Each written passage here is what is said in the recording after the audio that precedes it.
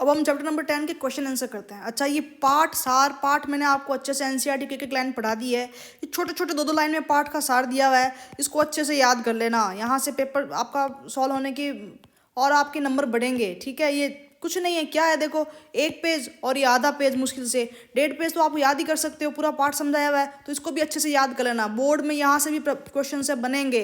ठीक है, बीच में से ही बनते हैं बोर्ड में क्वेश्चन, सिर्फ पीछे वाले नहीं आएंगे। तो पाठ सारा अच्छे से याद कर लेना। अच्छा, अब मैं आपको क्वेश्चन आंसर समझा दूँ। ठीक है, तो वो भी सारे क्वेश्चन आंसर याद करना है आपको। छोटे छोटे तो हैं, क्या है, मुश्किल से 5 पेज है। ठीक है, 5 पेज नहीं याद कर सकते आप, करना ही है। ठीक है, तो नेत्र की समंजन क्षमता से क्या अभिप्राय है? आपको पता है ना नेत्र की समंजन क्षमता क्या होती है ना? मतलब हम दूर की वस्तुओं को भी देख पाते हैं, ठीक है, और पास की वस्तुओं को भी देख पाते हैं। तो नेत्र का क्या होता है, जो लेंस होता है ना, लेंस, उसको वो जो पक्षमापी पेशियां उसको जोड़े हुए रख रही थी। याद करो आप डायग्राम कि इस तरह से लेंस था और यहाँ इस तरह से पक्षमापी पेशी जोड़े हुए रख देती। तो ये पक्षमापी पेशी क्या करती है, जो लेंस की आकृति को क्या कर देती है, परिवर्तित करके प्रत्येक वस्तु को देखने के लिए, चाहे वो दूर की हो चाहे वो पास की हो, उसको समायोजित कर देती है ना।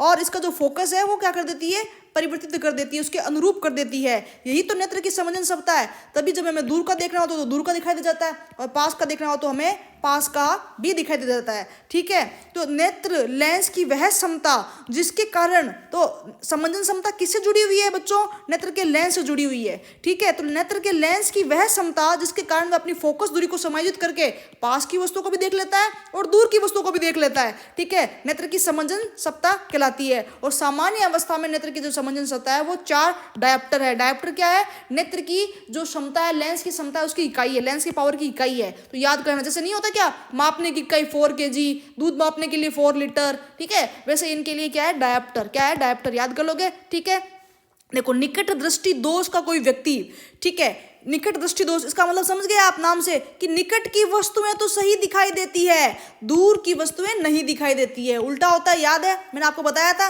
निकट दृष्टि दोष का तात्पर्य क्या होता है कि निकट की वस्तु तो सही दिखाई देती है लेकिन दूर की वस्तु, इसका मतलब इस व्यक्ति को दूर का नहीं दिखाई देता। तो कहते हैं कि निकट दृष्टि दोष का कोई व्यक्ति 1.2 मीटर से अधिक दूरी पर रखी वस्तुओं को नहीं देख सकता। देख लो, पास की वस्तु यानी 1.2 मीटर तक तो देख पा रहा है, लेकिन उससे ज्यादा दूर की वस्तुओं को नहीं देख पा रहा। तो इस दोष को दूर करने के लिए किस लेंस का यूज करेंगे, तो निकट दृष्टि दोष को दूर करने के लिए हमें पता है अवतल लेंस का यूज करेंगे। अवतल लेंस का चश्मा लगाएगा ये व्यक्ति। ठीक है, उसके बाद में देखो, मानव और दूर दृष्टि दोष के लिए उत्तल लेंस याद करवाया था। ठीक है, याद कर लेना। मानव नेत्र की सामान्य दृष्टि के लिए दूर बिंदु तथा निकट बिंदु नेत्र से कितनी दूरी पर होते हैं, तो दूर बिंदु तो होता है अनंत बिंदु, यानी अनंत दूरी की चीजें हमें देख सकते हैं। कई लोग पूछते हैं कि अनंत दूरी की चीजें कैसे देखेंगे अपन, तो आप तारे नहीं देखते क्या, तारे आपको रात को दिखाई नहीं देते क्या, दिखाई देते हैं ना, तारे भी तो अनंत दूरी पर होते हैं। हाँ, अनंत दूरी पर आपको ऐसे क्रिस्टल क्लियर नहीं दिखाई देगा कि तारों के अंदर क्या हो रहा है, वो सब नहीं दिखाई देगा, लेकिन यहाँ आभास तो होता है ना, तारे तो दिखाई देते हैं ना, उनकी मौजूदगी तो दिखाई देती है। जो दूर बिंदु क्या होता है, अनंत बिंदु, और निकट बिंदु 25 सेंटीमीटर। 25 सेंटीमीटर से पास, आप थोड़ी सी किताब को अपनी आंखों के पास लेके जाइए, धीरे धीरे धीरे धीरे एक दूरी पर है, जो क्या हो जाएगी, आपको चीजें ठीक से नहीं दिखेगी, आप समझ नहीं पाएंगे, धुंधला धुंधला दिख रहा है। माप लेना स्केल से, वो दूरी 25 सेंटीमीटर निकलेगी। ठीक है, अंतिम व्यक्ति में बैठे किसी विद्यार्थी को श्याम पट यानी ब्लैक बोर्ड पढ़ने में कठिनाई आ रही है। ठीक है, इसका मतलब उस बच्चे को दूर का दिखाई नहीं दे रहा है ना, अंतिम पंक्ति पर बैठा है ना, तभी तो दूर से दिखाई नहीं दे रहा। हाँ, शायद सामने उसको, कई बच्चे होते होंगे आपकी क्लास में जिनको पीछे से दिखाई नहीं देता, फिर वो अपनी दादी या नानी को बुला कर लाते हैं कि सर को बोलो हमें पहली लाइन पे बिठाए, आगे आगे बिठाए, फिर सर उनको आगे आगे बिठाते हैं या मैडम जो भी है। ठीक है, और फिर वो कहते हैं हाँ अब हमें सब दिखाई दे रहा है। तो ऐसा बच्चा, मतलब उसको पास का तो दिखाई दे रहा है लेकिन दूर से उसको दिखाई नहीं दे रहा। ठीक है, ये विद्यार्थी किस दृष्टि से पीड़ित है, तो जब पास का दिखाई देता है, दूर का दिखाई नहीं देता, उसको क्या बोलते हैं, निकट दृष्टि दोष। क्या बोलते हैं, निकट दृष्टि दोष या मायोपिया। ठीक है, और उसके लिए कौन सा उसको चश्मा लगवाएंगे अपन, तो उसके लिए अवतल लेंस का चश्मा बनवाएंगे या अपसारी लेंस का चश्मा बनाएंगे। ठीक है, ठीक है, मानव नेत्र अभिनेत्र लेंस की फोकस दूरी को समायोजित करके विभिन्न दूरियों पर रखी वस्तुओं को देख लेता है। ऐसा किस कारण होता है, उस नेत्र की समंजन क्षमता के कारण होता है। ये देखो, पहला वाला क्वेश्चन पढ़ा था ना हमने, उसमें यही तो लिखा था। ठीक है, मानव नेत्र के जिस भाग पर वस्तु का प्रतिबिंब, रेटिना, दृष्टि पटल, ये देखो नेत्र था, ये नेत्र का वो क्या था, लेंस था, यूं प्रकाश की किरण आ रही थी और यहाँ पर फोकस बना रही थी। ये क्या चीज थी, दृष्टि पटल, या क्या बोलते थे इसको, रेटिना। क्या बोलते थे, रेटिना। ठीक है, सामान्य दृष्टि के वयस्क के लिए निम्नतम दूरी जिस पर वो देख सकता है तो 25 सेंटीमीटर, 25 सेंटीमीटर से ज़्यादा पास लाओगे तो वो चीज़ हमें ठीक से दिखाई नहीं देगी। अभिनेत्र लेंस की फोकस दूरी में परिवर्तन किसके द्वारा किया जाता है? तो ये जैसे मैंने बताया था ना, ये लेंस है और ये लेंस किससे जुड़ा था?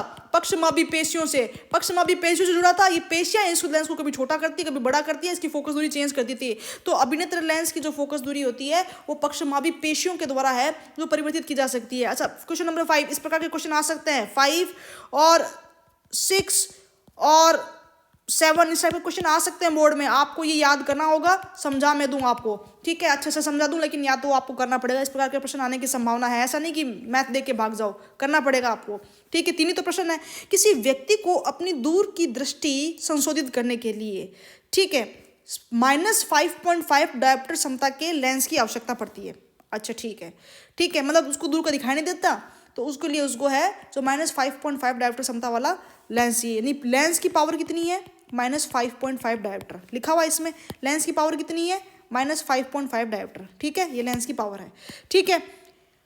और कहता है कि वो पूरा ही अंधा है, पास का भी दिखाई नहीं दे रहा उसको, तो पास का दिखाई नहीं दे रहा, इसके लिए उसको 1.5 डायोप्टर क्षमता के लेंस की आवश्यकता है। अच्छा, ठीक है।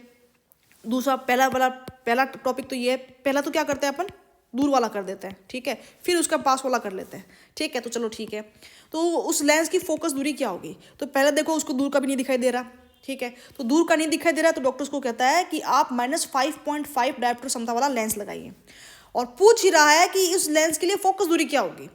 तो लेंस की पावर बोली है -5.5 डायोप्टर, ठीक है, और लेंस की पावर और फोकस दूरी में सूत्र होता है लेंस की power is equals to 1 focus length, ठीक है। क्या बोला मैंने? लेंस की पावर, ठीक है, और उसकी फोकस दूरी में संबंध होता है P is equals to 1/f, ठीक है। तो लेंस की पावर दे रखी है सामने वालों ने, हमसे फोकस दूरी पूछी है, निकाल सकते हो ना, P is equals to 1/f, ठीक है, तो f को यहाँ ले आओ, ठीक है, P is equals to 1/f होता है ना, P is equals to 1/f, P आपको दे रखा है ना -5.5, 1/f, f निकालना, निकाल लोगे, f को ऊपर ले आओ, ये क्या हो जाएगा 1/-5.5, ठीक है। तो जब आप इसको सॉल्व करेंगे, कैसे भी कर लो, चाहे 10 से गुणा कर लो ऊपर या 10 से नीचे गुणा करके सॉल्व कर लो, जब आप इसको सॉल्व करेंगे तो इसका आंसर आएगा, ठीक है, -0.181 मीटर। तो फोकस दूरी कितनी आएगी?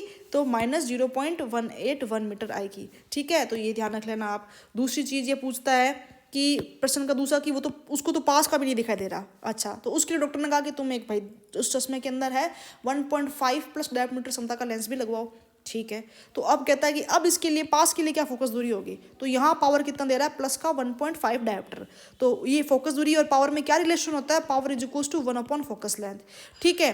तो power is equals to 1 focus length, ठीक है। पावर कितना दे रखा है? 1.5 is equals to 1 focus length निकालने को पूछा है, तो आप एफ निकाल लेंगे 1/1.5। जब इसको हटा दीजिए, ऊपर 10 से मल्टीप्लाई कीजिए, नीचे 10 से मल्टीप्लाई कीजिए, जैसे भी आप काट पीट के निकालेंगे, सॉल्व कर लेंगे मैथ में, तो आ जाएगा 0.667 मीटर, ठीक है। तो ये दोनों क्वेश्चन बोलो कितना आसान थे, ठीक है, 1-2 बार निकालो, अभी आ जाएगा आपको, ठीक है। किसी निकट दृष्टि दोष, अच्छा निकट दृष्टि दोष का मतलब समझ गए कि भाई निकट का तो दिखाई दे रहा है उसको, दूर की चीज दिखाई नहीं देती। से पीड़ित व्यक्ति का नेत्र बिंदु के सामने 80 सेंटीमीटर दूर है, मतलब 80 सेंटीमीटर तक की, वही बात है, 80 सेंटीमीटर के पास तक का तो दिखाई देता है, उससे दूर उसको दिखाई नहीं देता। अच्छा, ठीक है। तो बोलता है कि इस दोष को संशोधित करने के लिए कौन सा लेंस चाहिए? तो आपको पता है ना कि निकट दृष्टि दोष से पीड़ित व्यक्ति के लिए अवतल लेंस चाहिए। ये तो मैंने बताया था आपको, याद कर लो कि निकट दृष्टि दोष के लिए क्या चाहिए? अवतल लेंस चाहिए, और दूर दृष्टि दोष के लिए उत्तल लेंस चाहिए, ठीक है। तो ये लेंस चाहिए, याद कर लोगे, ठीक है। अब इस लेंस की प्रकृति क्या होगी बता दिया हमने, लेंस की क्षमता क्या होगी, तो क्षमता निकाल लेते हैं। तो कहता है कि उसका जो बिंब की दूरी क्या होगी? अनंत बननी चाहिए, दूर का दिखाई नहीं देता। दूर का वास्तविक दूरी क्या होती है? दूर की वास्तविक दूरी क्या होती है? अनंत होती है। लेकिन हमको तो उस व्यक्ति को जो दिखाई दे रहा है 80 सेंटीमीटर तक ही, ठीक है। और पूछा है कि फोकस दूरी क्या होगी, तो आपको एक सूत्र बता दूं, 1/v, इसको बोलते हैं लेंस सूत्र, is equals to 1/v minus 1/u, ये u है, u is equals to 1/f, इसको बोलते हैं लेंस सूत्र। तो v तो कितना है हमें दिखाई, तो 80 सेंटीमीटर तक ही दे रहा है, -80 सेंटीमीटर तक ही दे रहा है। माइनस क्यों लिया? दरअसल ये क्या है? अवतल लेंस के लिए, अवतल लेंस के लिए हमेशा माइनस लेते हैं, ठीक है, उत्तल लेंस के लिए प्लस लेते हैं, ठीक है। और u कितना होना चाहिए? अनंत होना चाहिए, is equals to 1/f, f निकालना है। तो देखो एक में अनंत का भाग देंगे तो 0 हो जाएगा, यानी -1/-80 इज इक्वल्स टू 1/f, ठीक है। यानी जब आप इसको करेंगे तो f क्या आ जाएगा? एफ क्या आ जाएगा -80 सेंटीमीटर। ठीक है, 1/1 हटा दो, दोनों को उल्टा कर दो, तो एफ तो आ गया, फोकस लेंथ तो आ गया -80 सेंटीमीटर। अब कह रहा है कि हमें पावर किसका यूज, पावर कितने पावर का चश्मा लगाना है, तो पावर क्या होगा, पी, पावर का फॉर्मूला क्या होता है 1/फोकस दूरी, तो पावर होगा 1/फोकस दूरी है -80। तो जब आप 1/-80 को निकालेंगे, ठीक है, तो ये हो जाएगा -1.25D, -1.25D, इस प्रकार का सूत्र आ जाएगा। ठीक है, तो ये आप ध्यान रख लेना, ये दोनों क्वेश्चन है, आप 2 बार करेंगे और आपको याद हो जाएगा। ठीक है, समझा मैंने आपको दिया है। उसके बाद में तीसरा क्वेश्चन देखिए कि चित्र बनाकर दर्शाइए कि दीर्घ दृष्टि दोष कैसे संशोधित किया जाता है। अच्छा ठीक है, दीर्घ दृष्टि दोष यानी कि पास का दिखाई नहीं देना, दूर का दिखाई देना। अच्छा, इसको कैसे ठीक किया जाता है, तो उत्तल लेंस से। 1000 बार आपको समझा दिया। अब कहते हैं कि एक दीर्घ दृष्टि दोष युक्त नेत्र का निकट बिंदु 1 मीटर ही है। 1 मीटर का मतलब होता है 100 सेंटीमीटर है, तो पहले तो इसको सेंटीमीटर में चेंज कर लेना। इस दोष को संशोधित करने के लिए आवश्यक लेंस की क्षमता क्या होगी, यानी लेंस की पावर पूछिए। ये मान लीजिए कि नेत्र का निकट बिंदु 25 सेंटीमीटर, हमें ये भी पता है। ठीक है, तो दीर्घ दृष्टि दोष को कैसे संशोधित किया जा सकता है, पहले तो आपको क्या करना है, जब भी बोर्ड में इस प्रकार का क्वेश्चन आए ना, तो आपको पेपर क्वेश्चन को टुकड़ों में बांट लेना है। तो पहले ये जवाब देखोगे कि चित्र बनाकर दर्शाइए कि दीर्घ दृष्टि दोष कैसे संशोधित किया जा सकता है, तो आप एक चित्र बना देंगे नेत्र का और दिखा देंगे दीर्घ दृष्टि दोष का मतलब पास की वस्तुएं दिखाई नहीं देती, तो सामान्य रूप में दिखाई देती है, लेकिन अगर किसी व्यक्ति को दीर्घ दृष्टि दोष होगा तो उसका प्रतिबिंब फोकस से कहीं दूर बनता हुआ प्रतीत होगा, ये देख लो, इसलिए इसको वस्तु दिखाई नहीं देगा। तो दिखाई नहीं देगा तो हम कैसे संशोधित करेंगे उसके लिए, तो हम उसके लिए एक उत्तल लेंस लगा देंगे। फिर आप एक उत्तल लेंस लगा के दिखाओगे कि जैसे ही हमने आंखों के सामने इस चश्मे के रूप में एक उत्तल लेंस लगाया तो फोकस वापस काम में लग गया। ये पहले तो बाहर बन रहा था, आदर्श रूप में ऐसे बनता है, लेकिन जिस व्यक्ति को ये बीमारी है उसके क्या हो जाता है, दूर बनता है। ठीक है, तो हम क्या लगा लेते हैं, ये लेंस लगा देते हैं उत्तल लेंस लगाने के बाद वापस से फोकस दूरी क्या है जो रेटिना पर बनने लग जाती है, दृष्टि पटल पर बनने लग जाती है। तो ये दिखा देंगे, तो चित्र ये तीनों बना देंगे और लिख देंगे कि इस दोष का संशोधन करने के लिए क्या करेंगे, अपन उत्तल लेंस का प्रयोग करेंगे। अब कह रहा है कि एक दीर्घ दृष्टि दोष युक्त नेत्र का निकट बिंदु 1 मीटर यानी 100 सेंटीमीटर, पहले तो चेंज कर लेना इस मीटर को सेंटीमीटर में। ठीक है, तो उसको कैसे लेंस की जरूरत होगी, तो देख लो कि यू कितना होता है, -25 सेंटीमीटर होता है ना। अच्छा ध्यान रख लेना, जब अभी आप इस लेंस का यूज करेंगे ना उत्तल लेंस का यूज करेंगे तो जो डाटा है वो माइनस में लेंगे। कहते हैं ना मेरा चश्मा माइनस का है, मेरा चश्मा प्लस का है। ठीक है, तो याद रख लेना कि जब दीर्घ दृष्टि दोष होता है तब माइनस का चश्मा होता है और निकट दृष्टि दोष लेते हैं तो प्लस का चश्मा होता है। आप खाली इस तरह से याद कर लेना कि सब डाटा माइनस में लेंगे। ठीक है, और v कितना है, दिखाई कितना दे रहा था, 100 सेंटीमीटर दिखाई दे रहा है उसको, 1 मीटर यानी 100 सेंटीमीटर। पूछा है पावर, तो पहले फोकस दूरी निकाल देते हैं। लेंस का सूत्र क्या होता है, ठीक है, 1/v - 1/u = 1/f। ठीक है, ये इसको बोलते हैं लेंस सूत्र। तो इससे क्या हो जाएगा, आपके पास में 1/v कितना है -100 और u कितना है 1/-25 = 1/f। तो अब जब आप ये निकालेंगे तो 1/f आ जाएगा 1/3। ठीक है, 1/3 आ जाएगा 1/f। और फिर पूछा लेंस की पावर, तो लेंस की पावर क्या होती है 1/f। तो 1/f क्या है 1/3, यानी इसको लिखेंगे, f को लिखेंगे तो ये आ जाएगा 3, तो +3 जो डायप्टर का हमें लेंस का चश्मा बनाना होगा। मैंने समझा दिया, कैलकुलेशन आप करना। ठीक है, शायद समझ में आ जाएगा आपको। उसके बाद में ये क्वेश्चन है कि सामान्य नेत्र 25 सेंटीमीटर से निकट रखी वस्तु को सुस्पष्ट नहीं देख पाता, क्योंकि हमारा जो लेंस की जो समंजन क्षमता है वो इससे कम नहीं हो सकती। बस यहीं तक ये जो हमारा अभिनेत्र लेंस है इसी तक ही है, न्यूनतम 25 सेंटीमीटर तक की चीज़ों को क्या कर सकता है, फोकसित कर सकता है। इस कारण इसके ज़्यादा पास आप अगर कॉपी किताब को लाओगे आंखों को एकदम टच करवा के, तो फिर वो नहीं दिखाई देगा। तो जब हम नेत्र से किसी वस्तु की दूरी को बढ़ा देते हैं तो नेत्र में प्रतिबिंब दूरी का क्या होता है, जब अपन नेत्र से किसी वस्तु की दूरी को बढ़ा देता है तो पक्षमा भी जो पेशियां होती है ना, जैसे ये लेंस है, लेंस के आगे पीछे पक्षमा भी पेशियां लगी रहती है ना, वो शिथिल हो जाती है और नेत्र लेंस क्या हो जाता है, पतला हो जाता है। फोकस दूरी क्या हो जाती है, बढ़ जाती है और आराम से हमें क्या है वो वस्तु दिखाई देने लग जाती है। तारे क्यों टिमटिमाते हैं, मैंने बहुत अच्छे से जस्ट आधे घंटे पहले वाली क्लास में समझाया है और ये माध्यमिक शिक्षा बोर्ड 2023 में आया भी है, आपको आना चाहिए। अच्छा, व्याख्या कीजिए कि ग्रह क्यों नहीं टिमटाते, बड़े बड़े ग्रह जैसे सूर्य ग्रह है वो क्यों नहीं टिमटाता भाई, वो पृथ्वी के बहुत पास है और बहुत ज़्यादा प्रकाश उससे आता है। ठीक है, तो फिर ऐसे में आपकी छोटी छोटी आंखों को एहसास भी नहीं होगा कि अपवर्तन हो रहा है कि नहीं हो रहा। तो एहसास नहीं होगा तो आप है टिमटिमाता हुआ फील नहीं करेंगे। तो देखो, ग्रह तारों की अपेक्षा पृथ्वी के बहुत करीब है और प्रकाश के बहुत बड़े स्रोत है। इस कारण है जो क्या हुआ कि हमें जो वो कुल परिवर्तन है, औसत परिवर्तन है, शून्य प्रतीत ही नहीं होगा, हमारी आंखें उसको अडेप्ट ही नहीं कर पाएगी, इसलिए वो टिमटिमाते नहीं है। तो हो सकता है इस बार ये प्रश्न आ जाए। सूर्योदय के समय सूर्य रक्ताभ क्यों दिखाई देता है? क्यों? क्योंकि प्रकाश का जो अपवर्तन के कारण है, जो सूर्य है प्रातःकाल के समय सूर्य क्षितिज के निकट होता है। पहले ये पढ़ लेते हैं, फिर मैं आपको समझा दूँ।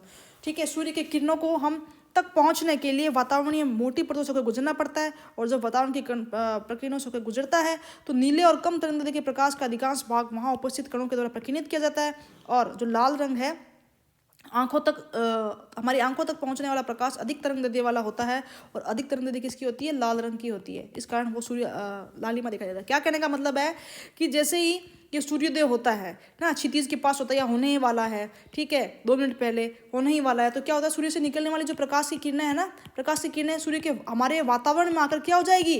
वातावरण में आकर क्या हो जाती है? क्या हो जाती? प्रकीर्णित हो जाएगी। क्या हो जाएगी? प्रकीर्णित हो जाएगी। और इस वक्त वो सर्वाधिक है जो रेड कलर में प्रकीर्णित होती है। इस कारण जो सूर्योदय और सूर्यास्त के समय आसमान लालिम या रक्ताभ दिखाई देता है। तो आप इसको कैसे लिखेंगे? देखो, इसकी भाषा थोड़ी सी उलझी हुई है। आप सीधा सीधा लिखना कि सूर्योदय के समय सूर्य रक्ताभ क्यों प्रतीत होता है। तो ये कहना कि जब सूर्योदय या सूर्यास्त के समय, ठीक है, सूर्य का प्रकाश है जो पृथ्वी के वातावरण से प्रकीर्णित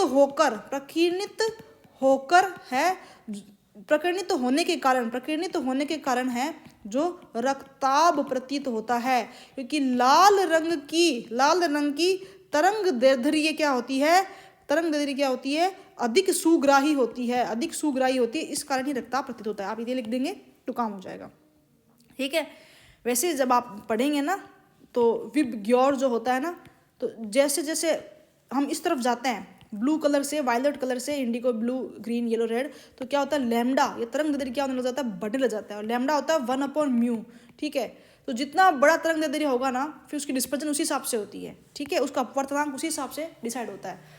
वो माध्यम के अपवर्तनांक के साथ उसी हिसाब से डिसाइड होती है। तो खाली अभी तो ये याद कर लेना क्यों प्रतीत होता है। तो आप यही लिखोगे कि जब सूर्योदय और सूर्यास्त के समय तो सूर्य का प्रकाश पृथ्वी के वातावरण में प्रवेश करता है, तो वो वातावरण के कणों से क्या हो जाता है? प्रकीर्णित होकर है जो रक्ताभ या लाल रंग के तरंगदैर्घ्य को क्या करता है? अधिक फैलाता है। ठीक है, आप कोई कहता है क्योंकि अंतरिक्ष यात्री आकाश के नीले रंग की अपेक्षा काले रंग को क्यों देखता है? तो आपको मैंने बताया कि अंतरिक्ष का जो नीला रंग है वो पृथ्वी के वायुमंडल में, ठीक है, प्रकीर्णन के कारण बनता है।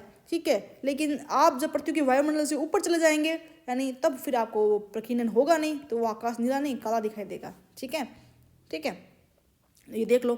परंतु जब कोई अंतरिक्ष यात्री पृथ्वी के वायुमंडल से बाहर निकल जाता है, तब वहां निर्वात में सूर्य के प्रकाश का प्रकीर्णन नहीं हो पाता, जिस कारण अंतरिक्ष यात्री को आकाश नीले रंग की अपेक्षा काला प्रतीत होता है। अच्छा, खतरे के जो सिग्नल को किस रंग का माना जाता है? लाल रंग की। भी देख लो 2-3 चीजें। मानव आंख विभिन्न स्थितियों में स्थित वस्तु को स्पष्ट प्रतिबिंब बनाने में सक्षम है। इसका कारण क्या है? समंजसता। ठीक है, रेटिना पर किसी वस्तु का प्रतिबिंब कैसा बनता है? उल्टा वास्तविक। क्वेश्चन याद करना आ सकता है। ठीक है, नेत्र लेंस की फोकस दूरी निकट तथा दूर स्थित वस्तु को स्पष्ट रूप से देखने के लिए प्रयुक्त होती है। किसके? पक्षमापी पेशी। मैंने बताया था ना, नेत्र लेंस की फोकस दूरी को कौन परिवर्तित करता है? इसके दोनों तरफ जुड़ी हुई पक्षमापी पेशियां। ठीक है, एक साधारण माइक्रोस्कोप पर कम फोकस दूरी वाला उत्तर लेंस प्रयोग किया जाता है। तो ये याद कर लेना, चैप्टर पूरा याद करके कल आपको टेस्ट देना ही है। लाइन सब कुछ आपको याद होनी चाहिए। ठीक है।